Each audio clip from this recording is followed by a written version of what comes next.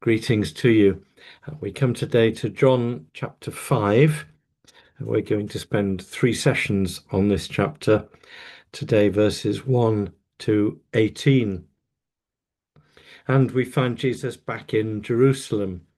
Uh, John gives us, as I've said before, an accurate chronology of Jesus, including many of his travels that the other writers don't deal with as much. They focus on the fact that he goes to Jerusalem to die and to rise again. So his journeying to Jerusalem, the final one of his visits, is described in great detail, but not so much his earlier ones, except in Luke when he was a 12-year-old and obviously went with his parents.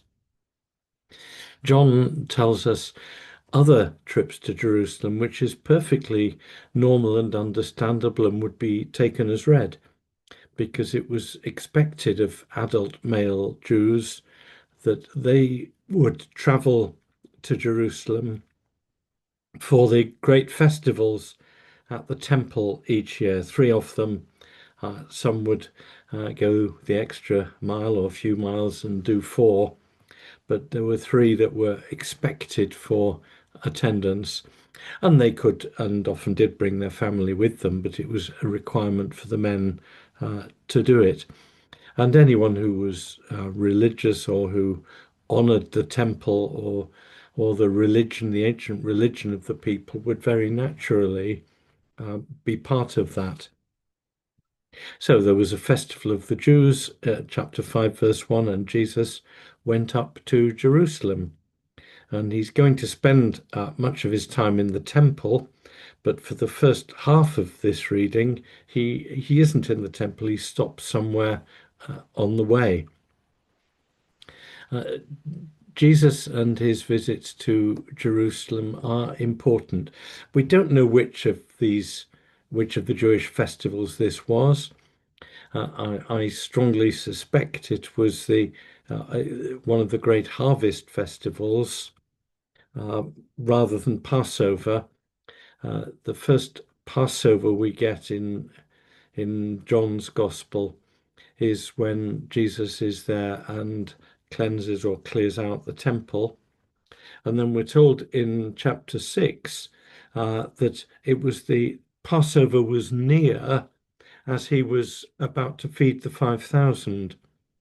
So those would be the first and second Passovers of Jesus' earthly ministry time. But this is between chapters 2 and 6. It's one of the other great feasts, harvest or the booths, but it gets complicated because there's more than one harvest.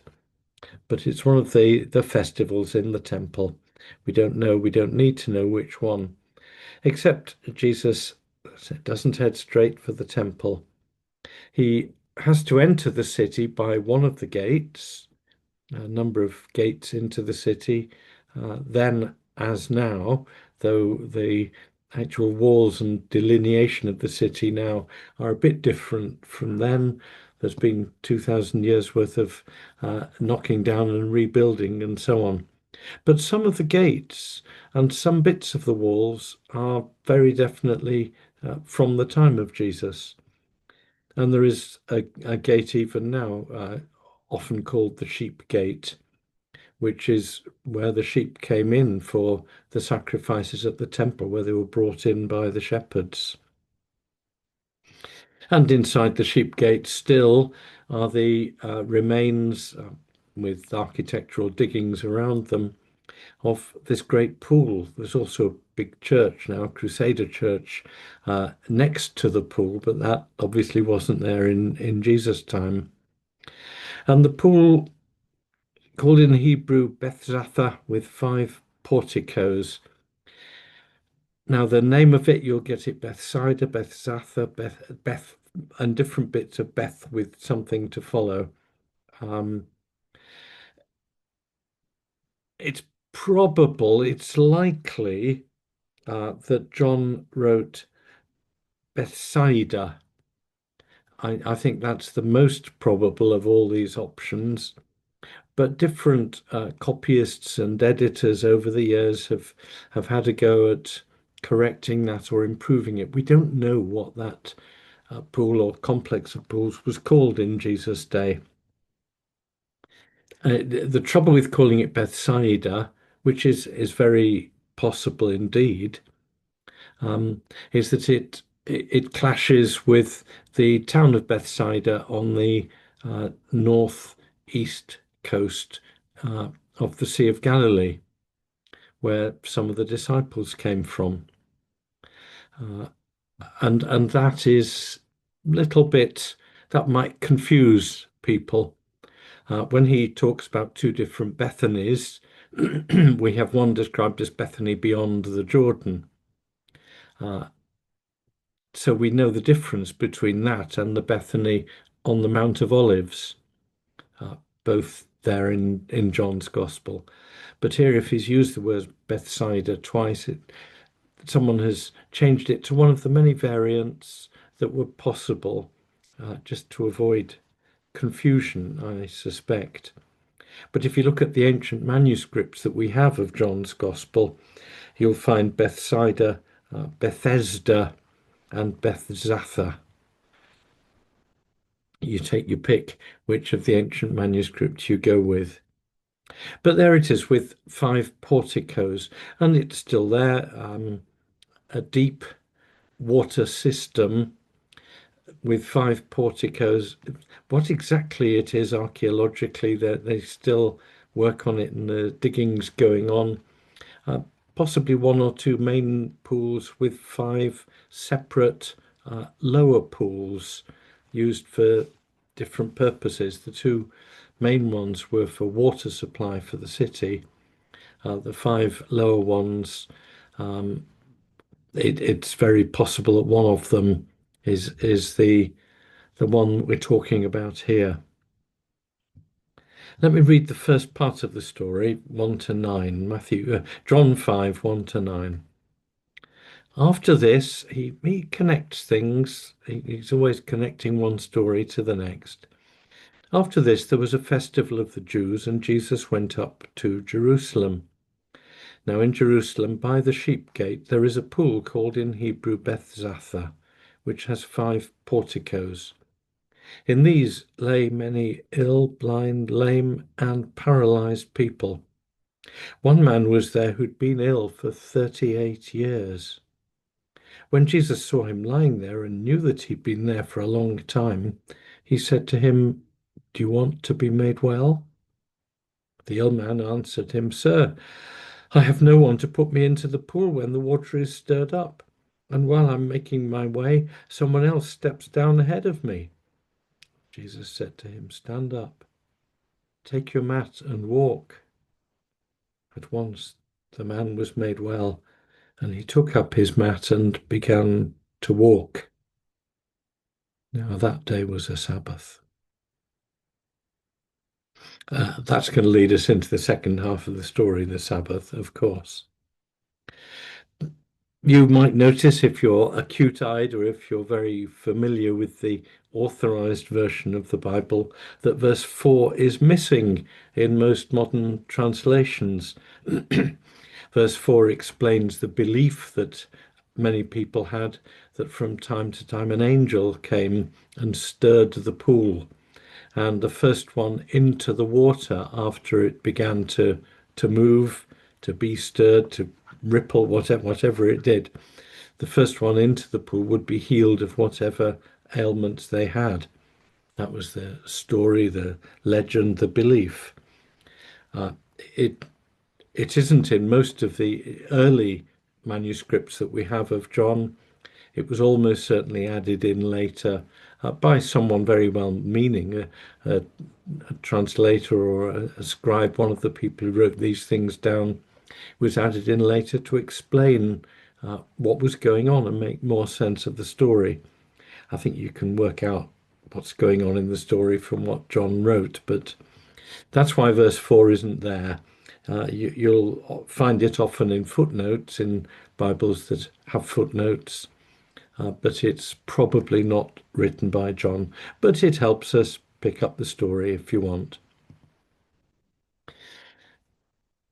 This poor man had been there for a long time. This isn't the same as the story of the man who was lowered through a roof and was made well instantly. There are these various stories of miracles Jesus did that had something in common, but it doesn't mean they're the same story by any means. That is very different from this in lots of ways. This one, the emphasis, as the story develops and is explained, the emphasis strongly is on the Sabbath, though sin gets a mention. In the other story, in Mark, for example, the emphasis is very much on Jesus as the one who has authority to forgive sins. It's also got four friends who bring the man effectively to Jesus.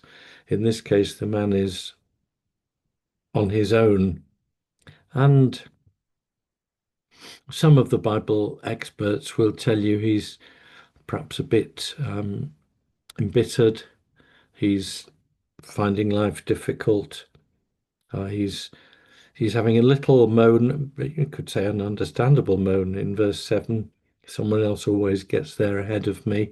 I'm always the last. No one cares, and so on. And we see in verse 15 that he tells on Jesus as soon as he can. He gets Jesus into a bit of trouble.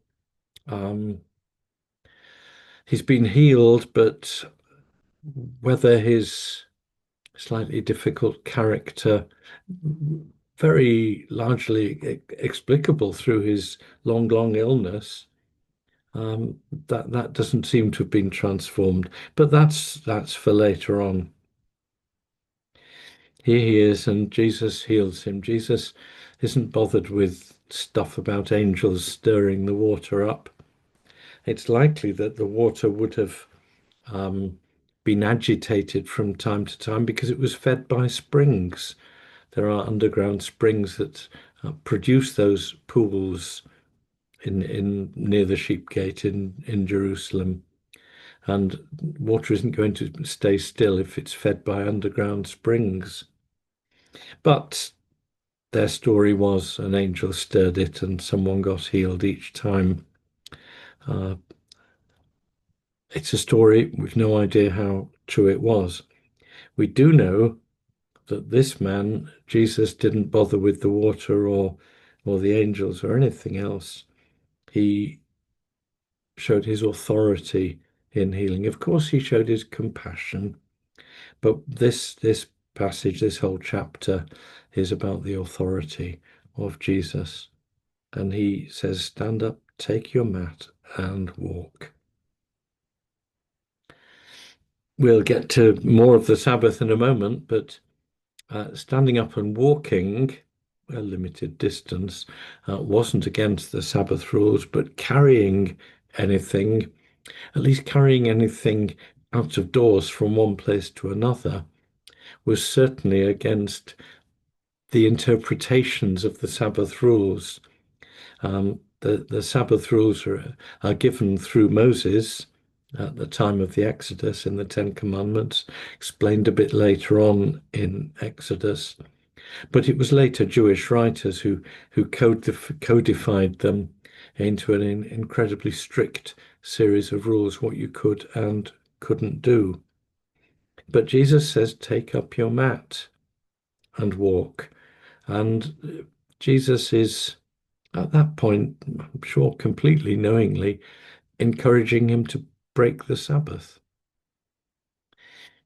It makes complete sense. If he's been lying on his mat, it's his rug, his cushion, it's what he spends his time on.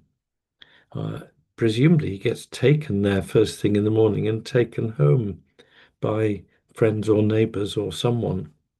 But his mat it's his mattress. It's what he sits on lies down on, it belongs in his home. If he's going to get up and not go back, he needs to take his mat with him, take it back home where it belongs. So, although there's a breaking of the Sabbath, there's a very good reason for it. It's as if Jesus says, get up, take your mat, because you're not coming back. You don't need it here anymore. You won't be coming back here. You don't need the mat here.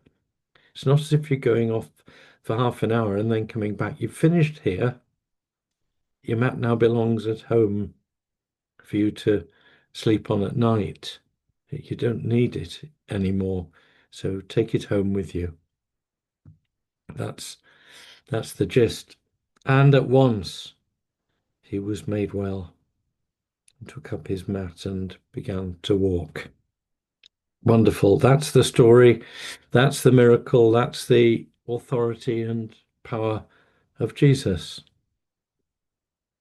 There are others he heals who've been ill for a long time, and his healing is instant. There's nothing gradual. It's nothing other than sheer authority on Jesus' part. However, now that day was a Sabbath, so I'll read the second half. So the Jews said to the man who'd been cured, "It is the Sabbath. It is not lawful for you to carry your mat." But he answered them, "The man who made me well said to me, 'Take up your mat and walk.'" They asked him, "Who is the man who said to you, 'Take it up and walk'?" Now the man who'd been healed did not know who it was, for Jesus had disappeared in the crowd that was there. Later, Jesus found him in the temple and said to him, "See, you've been made well. Do not sin any more, so that nothing worse happens to you." The man went away and told the Jews that it was Jesus who had made him well.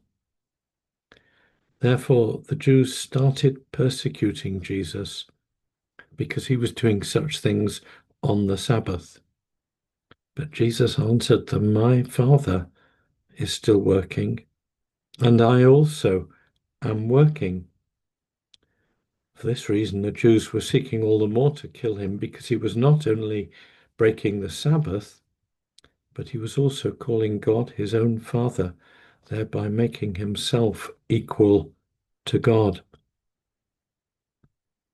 Now, the complaint that the Jewish leaders have against him, that he was breaking the Sabbath and making himself equal to God, is an absolute valid complaint.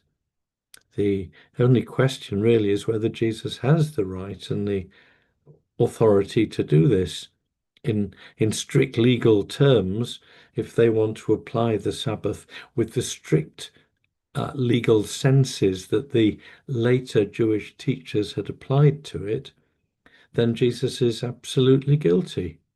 There's no getting away with this one. His answer to that charge is slightly different from in the other Gospels, when he'll talk about himself as Lord of the Sabbath, but it comes to the same thing. Let's get back to the story.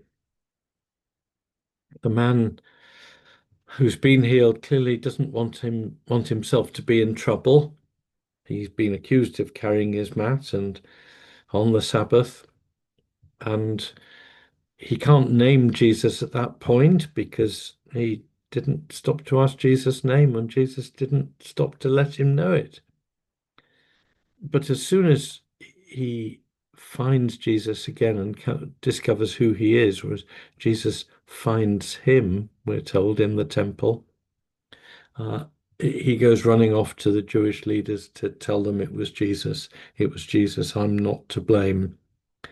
I suspect his being made well in verse 9 isn't the same at all as being born again, being transformed, being changed, as in chapter 3, or the sort of change the woman that Jesus was looking for in the woman in the well, and that he may have seen in the Samaritans later on in chapter 4.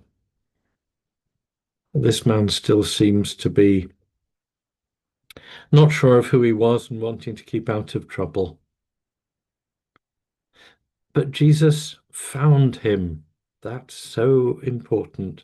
Jesus has started a work in him. He's healed him, but that work isn't complete, and Jesus seeks him out and finds him. Not surprisingly, in the temple, it's the festival. All the men are meant to turn up to the temple, and now he can walk. He's able to do that. He might well have been carried to the temple steps before, where beggars gathered and so on. But Jesus finds him in the temple. Jesus has been looking for him because he's begun a work in him, but it isn't complete yet. And he says something quite shocking. See, you've been made well. Do not sin anymore so that nothing worse happens to you.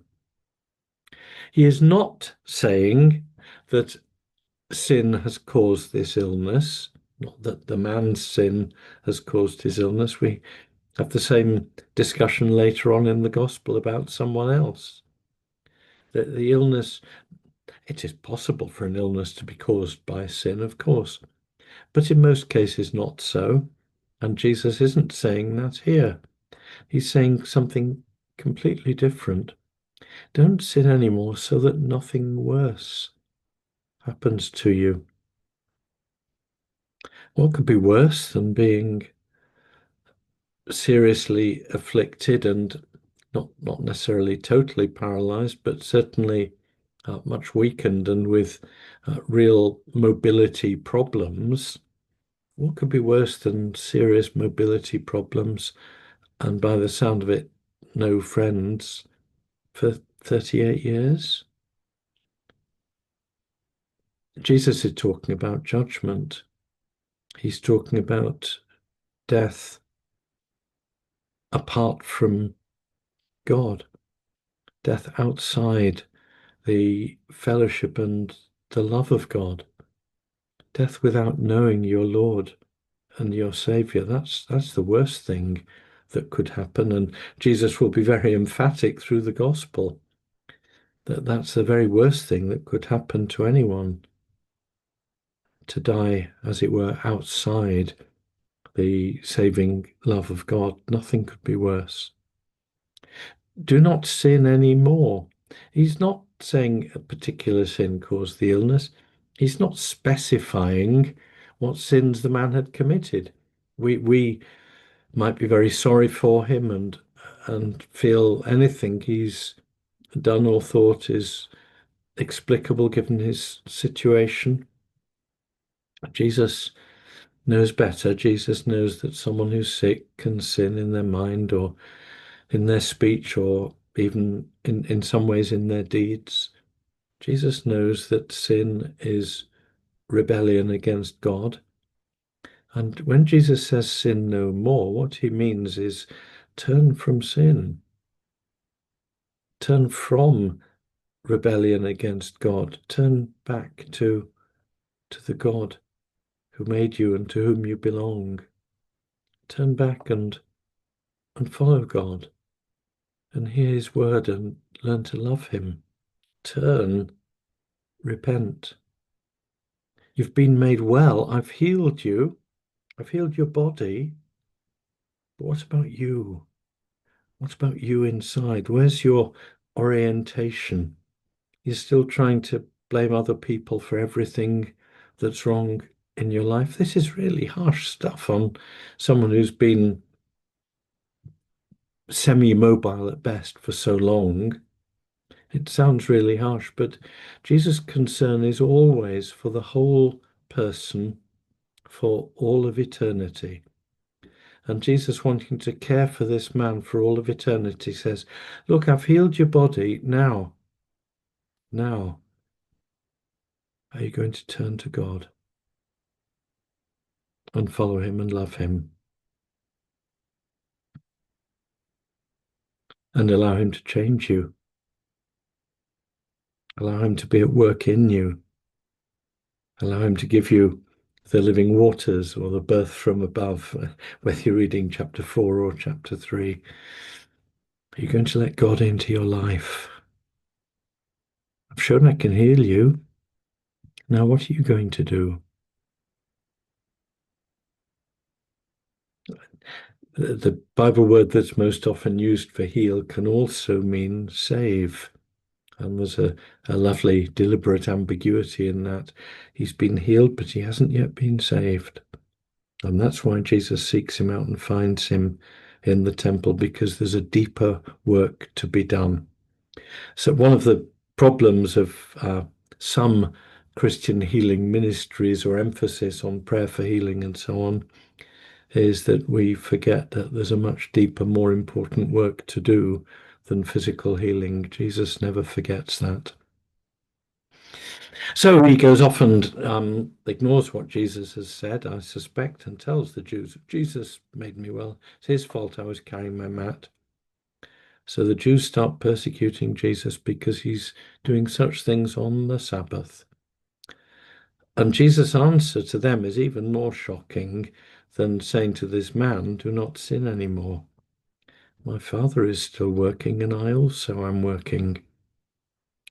Now go back to Genesis, the very beginning of the Sabbath, at the beginning of chapter 2 of Genesis, which it takes precedence in Jesus thinking over Moses. And the very beginning, the Sabbath is a remarkable thing. And in fact, Jewish experts will tell you the huge importance of the number 7 right through chapter 1, in terms of 7 words in a verse and 14 in the next, and 7 mentions of this and 7 mentions of that, and so on. Chapter 1 is full of the symbolism of the number 7. And chapter 2 begins with, on the 7th day, God completed his work and he rested. Now, that doesn't mean he stopped doing anything. He rested from his work of creation. I think with a really careful reading of that, we find what God does on that day, and I've taken this from a Jewish commentary, what God does on that day is actually create rest.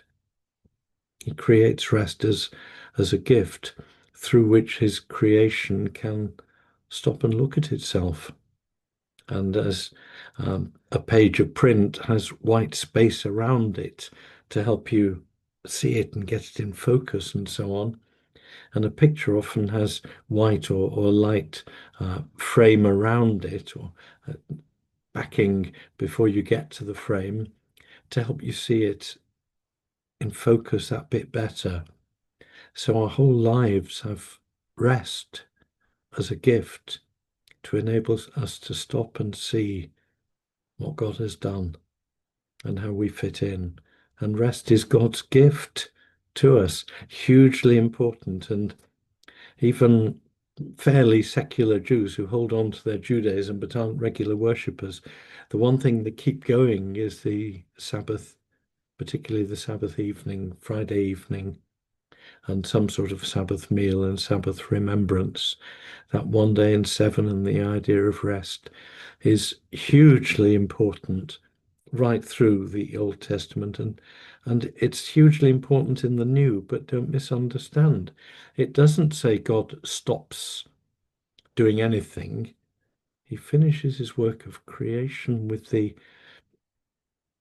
other pinnacle of creation. The pinnacle of creation in chapter 1 of Genesis is mankind. You could argue that the pinnacle of creation at the very beginning of chapter 2 is rest, the rest which God gives to mankind to enable him to enjoy all of creation. Well, there we are. But God doesn't stop work altogether. God continues to care for Adam and Eve and care about what happens to them. And God continues to be at work in care, in judgment sometimes, in salvation quite a lot, in guiding of history and choosing of kings and all sorts of things. God continues to be at work, as we would say, 24/7, all the time. He doesn't stop being God or have a day off. He continues working. So Jesus says, my Father is still working, and I also am working. He identifies himself with his Father. In one sense, he's saying the Sabbath is God's gift to you. It isn't God's gift to himself. And I'm God. I'm with him. He's my Father. I identify completely with him. And therefore, in that sense, the Sabbath doesn't apply to me. The Sabbath is my gift to you, but it doesn't apply to me. My Father's working and I'm working. He does identify himself with God in this passage. Shocking, horrifying, wonderful. The Jews get it, and for that reason they seek all the more to kill him, because he's breaking the Sabbath and making himself equal to God. And so he is. And more of that next time. God bless.